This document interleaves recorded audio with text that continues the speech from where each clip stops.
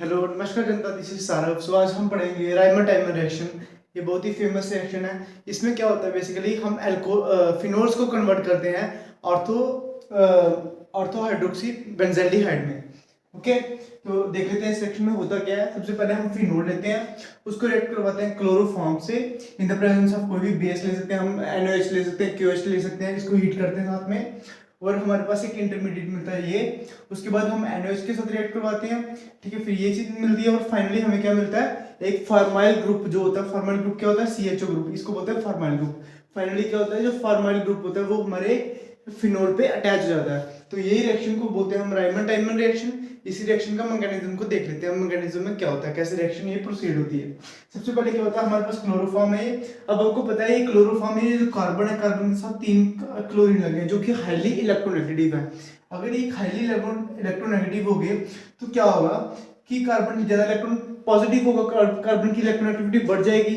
जब कार्बन की इलेक्ट्रोनेगेटिविटी बढ़ जाएगी तो ये H क्या होगा, एसिडिक होगा, क्योंकि इसके मोस्टली इलेक्ट्रॉन का क्राउड किसकी तरफ होगा, कार्बन की तरफ। तो H ये क्या होगा, एसिडिक होगा। कोई भी बेस आके इसको निकाल सकता है। इसलिए क्या होता है, दूसरे स्टेप में जो NaOH डाला था वहां से OH क्या करता है, इस H को एब्स्ट्रैक्ट कर लेता है और क्या होता है, ये Cl बाहर निकल जाता है। बेसिकली ये क्या है, ये है अल्फा एलिमिनेशन। अल्फा एलिमिनेशन वो एलिमिनेशन होती है जहां पे उसी कार्बन से हमारा हाइड्रोजन में निकलता है और हाइड्रोजन में निकलता है। तो हमारे पास बेसिकली ये कार्बीन बन जाती है, इसको बोलते हैं, इसमें तो बन रही है डाइक्लोरोकार्बीन, कार्बन बन रही है, ठीक है। ये हमारे पास क्या है, इलेक्ट्रोफाइल। ये इलेक्ट्रोफाइल है और ये न्यूक्लियोफाइल। आप देखते हैं इलेक्ट्रोफाइल और न्यूक्लियोफाइल कैसे एक दूसरे से रिएक्ट करते हैं रिएक्शन में। सबसे पहले क्या होता है, आपको पता OH क्या है। OH में जो ये फिनोल है, फिनोल का जो H होता है ये एसिडिक होता है। क्यों होता है acidic, due to the stability of conjugate base. जो O- बनेगा, जो O- बनेगा ये रेजोनेंस स्टेबलाइज होगा, दैट्स व्हाई ये एसिडिक होता है। अगर ये एसिडिक होगा सबसे पहले क्या होगा, बेस जाके H+ को एब्स्ट्रैक्ट कर लेगा और हमारे पास क्या कौन सा आयन बन जाएगा, फिनोक्साइड आयन बन जाएगा। फिर फिनोक्साइड आयन आपको पता है ऑर्थो पैरा अडक्टिंग होता है। ये क्या करेगा, अपने इलेक्ट्रॉन को ये वापस बेंजीन रिंग को क्या करेगा, एक्टिवेट करेगा।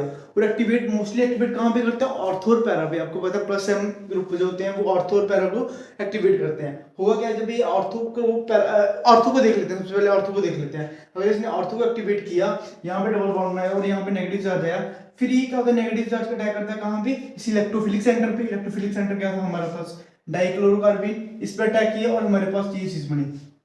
अब होता है यहाँ पे एरोमेटिसिटी लूज हो गई है। एरोमेटिसिटी को रीगेन करने के लिए क्या करता है, ये H क्या करता है, यहाँ पे डबल बॉन्ड बनाता है और ये वाले इलेक्ट्रॉन चले जाते हैं ऑक्सीजन की तरफ, क्योंकि ऑक्सीजन ज्यादा इलेक्ट्रोनेगेटिव है। तो क्या होता है, यहाँ पे बन गया CH, क्योंकि यहाँ पे नेगेटिव चार्ज था। किस लिए नेगेटिव चार्ज था, क्योंकि यहाँ से इलेक्ट्रॉन पे डोनेट हुए थे कार्बन को, इसलिए कार्बन पे नेगेटिव चार्ज आ गया। उसके बाद क्या होता है, यही जो H+ निकला वो H+ इसके साथ जुड़ जाता है। अगले स्टेप में क्या होता है, NaOH करता है अटैक इस पे। NaOH क्यों अटैक करते हैं, क्योंकि यहाँ पे एक बहुत ही अच्छा लिविंग ग्रुप है, दैट इज क्लोरीन। क्लोरीन के बहुत ही अच्छा लिविंग ग्रुप है। क्या होता है, NaOH अटैक करता है इस कार्बन पे, इलेक्ट्रॉन डेफिशिएंट कार्बन पे।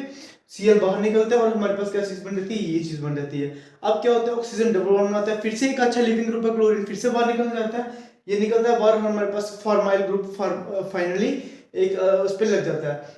अब क्या होता है, उस लास्ट स्टेप में क्या होता है, बेसिकली हम एसिडिफिकेशन करवा देते हैं, इस O- को H+ दे देते हैं और हमारे पास क्या मिल गया, सल्फाल्डिहाइड मिल गया, जिसको हम 2 हाइड्रोक्सी बेंजल्डिहाइड भी बोलते हैं। फाइनली ये थी हमारी रिएक्शन। और यहाँ पे क्या चीज लिखी है, जैसे मैंने आपको बोला था ना, ये जब यहाँ पे था फिनोक्साइड आयन बना था, ये तो ऑर्थो पैरा अडक्टिंग था। आपने बोला कि सर आपने तो ऑर्थो प्रोडक्ट बनाया, पैरा प्रोडक्ट नहीं बनाया। पैरा प्रोडक्ट इसलिए नहीं बनाया क्योंकि ऑर्थो जो प्रोडक्ट होता है, यहाँ पे लिखा हुआ है substitution occurs only at ortho not on para. Why, क्यों ऑर्थो पे क्यों होती है और पैरा पे क्यों नहीं होती, क्योंकि जब ये ऑर्थो पे होती है ना, तो ध्यान से देखना यहाँ पे हो क्या रहा है, यहाँ पे हो रही है हाइड्रोजन बॉन्डिंग। जब यहाँ पे हाइड्रोजन बॉन्डिंग होगी तो क्या होगी, ज्यादा एनर्जी रिलीज होगी। जितनी ज्यादा सिस्टम की ज्यादा एनर्जी रिलीज हो, मतलब जितनी ज्यादा एनर्जी कम हो उतनी ज्यादा स्टेबिलिटी ज्यादा होती है। तो इसलिए इसकी स्टेबिलिटी ज्यादा होती है, that's why ortho product major बनता है, पैरा में नहीं बनता। क्योंकि पैरा में आपको पता है इंट्रामॉलिक्यूलर हाइड्रोजन बॉन्डिंग, इसमें क्या होती है, इंट्रामॉलिक्यूलर हाइड्रोजन बॉन्डिंग होती है, दैट्स व्हाई ये ज्यादा स्टेबल होता है और ज्यादा फॉर्म ज्यादा यील्ड होती है इसकी। गाइस, ये था rhymer timer reaction, big short video. I hope you like the video. This is Sarav signing off today, bye bye.